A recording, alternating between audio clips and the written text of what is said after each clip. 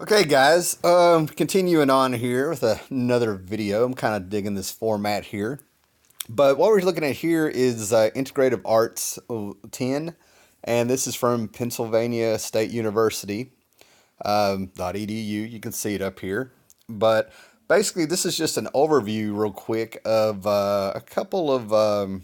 This is just part of several chapters about the history of comic books. Sort of like it feels like a Reader's Digest version of some of the events. There's a table of contents at the bottom of this that we'll look at here in a minute. But the man you're looking at there is Dr. Frederick Wortham, M.D. Seduction of the Innocent and the Attack on Comics. Started in the 40s and 50s, and this actually showed me a few things I read in here that even I wasn't aware of that I found fascinating, but I still found a few flaws in it. But basically, right off the bat here, this kind of picks up where we talk about the arrival, you see in quotations, of Dr. Frederick Wortham and how he was the scariest thing to come up into comic books. Basically, he almost wiped out the industry.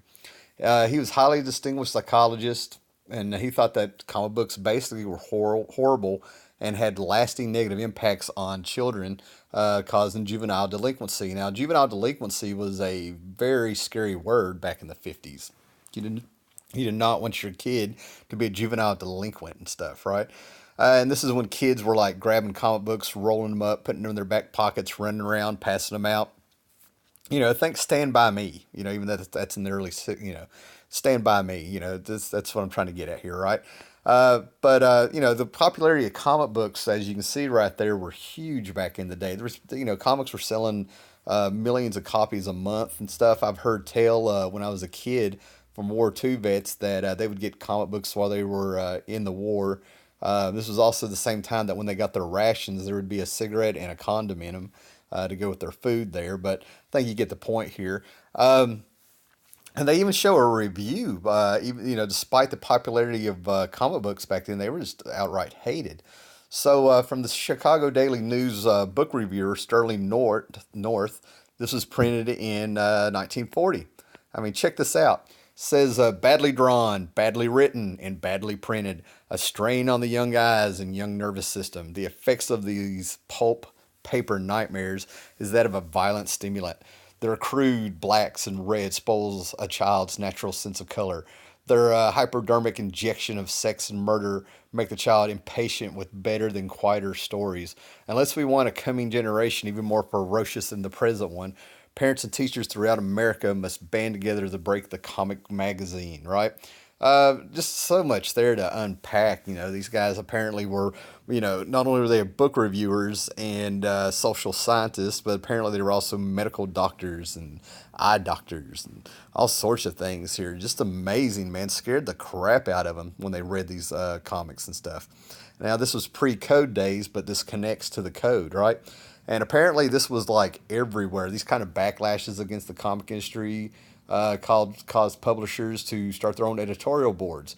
They were sort of kind of policing themselves, and supposedly, according to this is something I never knew, but the editorial boards were formed with psychiatrists, child welfare experts, and some famous, well-respected citizens. Yeah, nothing like not knowing what goes behind closed doors when it comes to respect, and same people are upstanding, aren't they?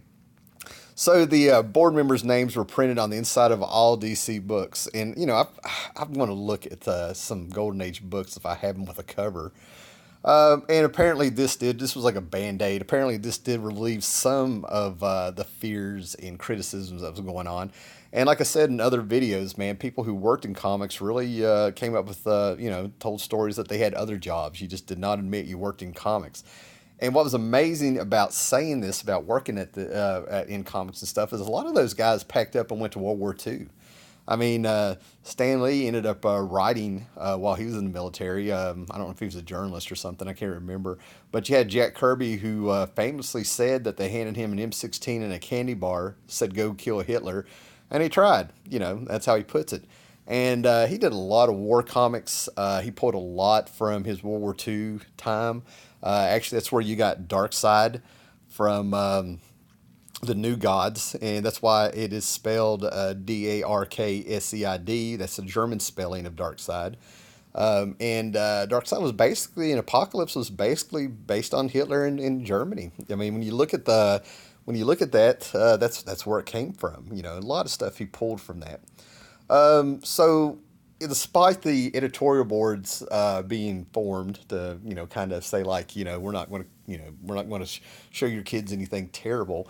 The war effort hit, and comics were really behind the war effort. But yet, years later, we still had Dr. Wortham. He set up a clinic here, it says, for underprivileged people, and he was getting interested in the effects of comic books, right? And this is what gets me, man. He he came out against comics in an interview with Collier's magazine, titled "Horror in the Nursery." The interview would be the start of his 7-year study of the effects on comic books with kids, and it's pointed out in this article that the only kids that he really studied and tried to attach comic books as the scapegoat for their behavior were juvenile delinquents. He didn't have a control group of good kids. As you can see, good is in parentheses and stuff, but just looking over this, man. But I mean, this was covered by Time magazine, touched upon. I mean, comics were becoming a real scapegoat for a lot of things. Um, Let me see. I don't really want to do all of this. You can go back and look at it and stuff. But what was amazing is that, around 1949, towns, villages, and all throughout the country, this says, lawmakers were goaded and prodded into action. Many did their best to please and appease the angry torment that was unleashed against comics, causing all this stuff, right? And there were mass book burnings, comic book ones. Books were banned, and finally, to cap the climax, mass burnings of comic books were publicly held in communities. And apparently, one of these book burnings happened December 20th, in 1948. So this is right on par with. Apparently, this was a thing back in the day, because I remember as a kid seeing films and news articles and documentaries and stuff about the Beatles, about burning Beatles albums and stuff, right? So apparently, this actually causes a spike in sales because you got to buy the stuff before you can burn it. But apparently, this happened in Binghamton, New York. After a house-to-house collection of comic books. Oh, excuse me. Apparently, they went and collected them. They didn't buy anything, and with the kids in the background watching their childhoods burn up in front of them. So, this is just amazing here. It talks about big companies kind of fighting back. Dell, what was DC? They were National Periodic then. That's some of the things I see in this. The name of the companies back in the time, they've got them wrong. But, I mean, this is just amazing. That even the Canadian government in 1949 turned around and came up with.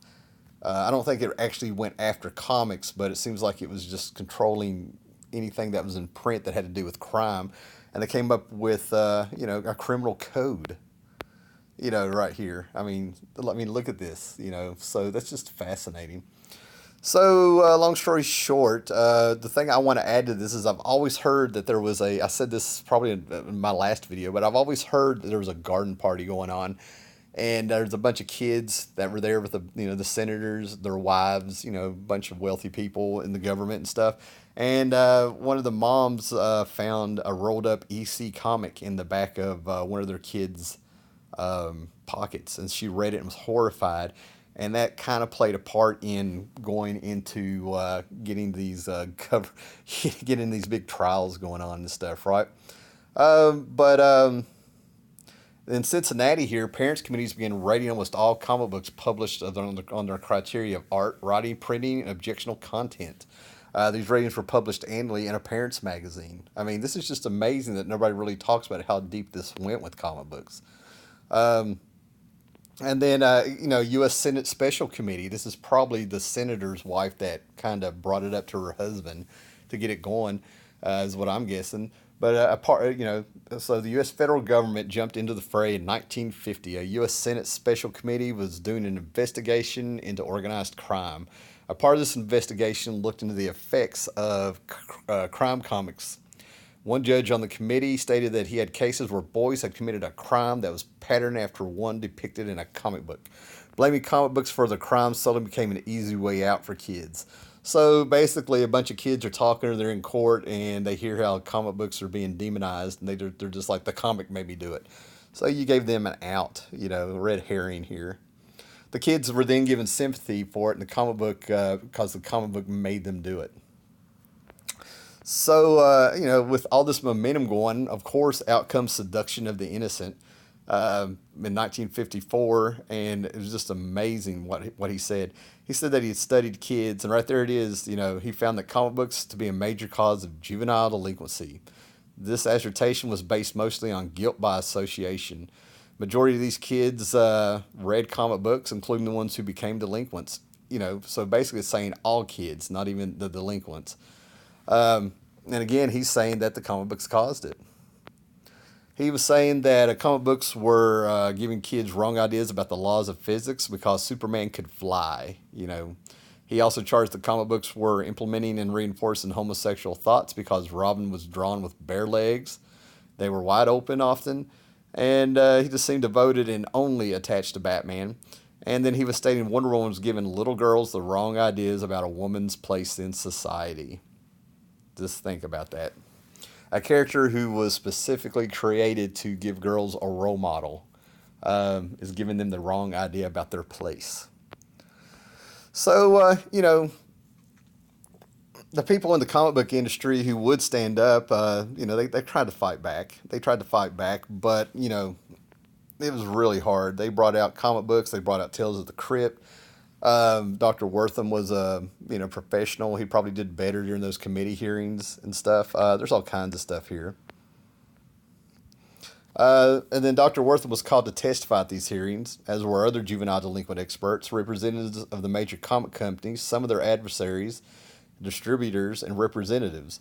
And right there it is. And Dr. Wortham came out on top. He had a lot of experience testifying in front of government committees.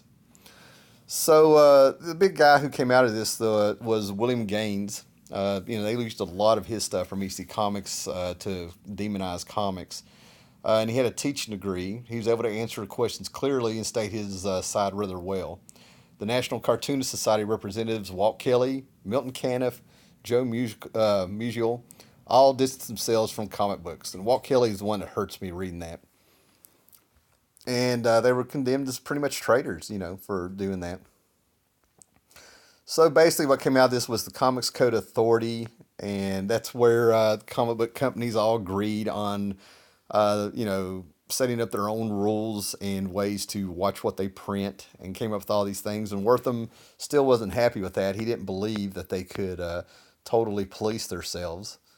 And again, they call Marvel Comics. They were not Marvel Comics back then. Okay. But by today, the Comics Code Authority has really lost their importance. I remember it disappearing around 2001, and it just kept going. Vertigo Comics, DC Comics with Swamp Thing dropped it. So yeah, they just, they started putting things like suggested for mature readers. But this is just an interesting read. And one of the things I found out is that, again, they were not Marvel in the 50s. But they're saying that they're trying to say that Marvel tried to resurge the superheroes in the 50s. The thing about it is Superman, Batman, and Wonder Woman actually were the ones to survive. Then DC came out with the Martian Manhunter. And then the Silver Age started when The Flash was revamped by Gardner Fox and Carmine Infantino in DC Showcase. And we got our Barry Allen Flash. But anyway, this is saying that Marvel tried it also. They tried to give us continued stories of Captain America, the Human Torch, and Prince Namor, which I just found amazing. And I do remember Roy Thomas retconning who exactly Captain America was in the 50s because it was not Steve Rogers. The Avengers, what was it, number 4, kind of established that Captain America actually was frozen all those years and Bucky was dead. But this is just like I said, this is a cool little study guide, just a cool something to look at. It kind of reflects now on how things have, seems like history repeats itself with the assertion of how comics have, the last couple years really been infiltrated and just gone downhill and stuff. And some of the accusations that started all this stuff that's going on today with comics online and on Twitter and stuff, right? And as you can see down here is the table of contents I was telling you about. Comic strips lead to a new form, Golden Age of comic books, EC Horror comic books, the Comics Code Authority, which is what we're on, Mad Magazine, Silver Age of the mainstream, Robert Crumb and the Underground Movement, the postmodern graphic novel, Bronze Age of the mainstream, gimmicks and sellouts. So I just found this as a really cool, quick guide on how to really just kind of touch on the popular history of comics. All right, guys, thanks a lot for watching.